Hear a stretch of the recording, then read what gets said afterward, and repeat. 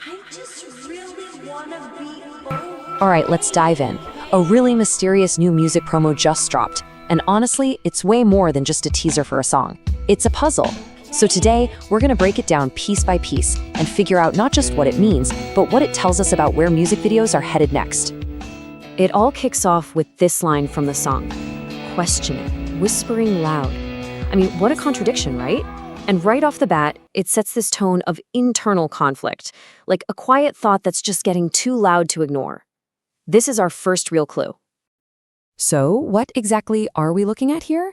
Well, it's a short promo that was posted on X by an artist, at J.E.S. Product. The song is called I'm OK OK, and trust me, that question mark at the end is doing some serious heavy lifting. The whole thing opens in this really stark, almost sterile room. It's super quiet, kind of unsettling, and you can just feel the tension building. It immediately gives you this sense of vulnerability, like we're looking at someone's inner world. And then, bam, the switch flips. That quiet, tense scene just explodes into this raw, high-energy pop-punk performance. It's a really jarring and powerful release of all that feeling that was being held back just a second before. And all throughout the clip, you see this question pop up on screen. I'm okay, okay? See, it's not a statement. It's not saying I'm okay. It's asking. It's that thing you say to yourself when you're trying to convince yourself everything's fine, which is a huge hint that we're talking about mental health here. So what's the real story? Is this a breakdown or is it a breakthrough? Is it about doubt or is it about defiance? That's the big question the promo leaves you with. And it turns out the answer is hidden in plain sight, or rather in plain sound. To really get what's going on, you have to listen. I mean, really listen. The entire emotional journey that we see on screen, it's being completely driven by what we hear in the music. Check this out. In that quiet, clinical scene, the melody's in this subdued, minor key. The rhythm is like a slow, anxious heartbeat, and the singing is hesitant, almost questioning. But when the scene explodes, everything flips. The melody becomes this huge anthem. The rhythm starts driving forward, and the vocals become totally assertive, even defiant. It's all there in the sound.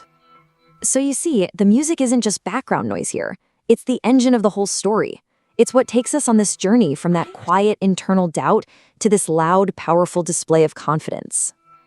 So why are we spending all this time on one short promo? Because this isn't a one-off. It's a perfect example of the biggest trends shaping the entire music video landscape right now.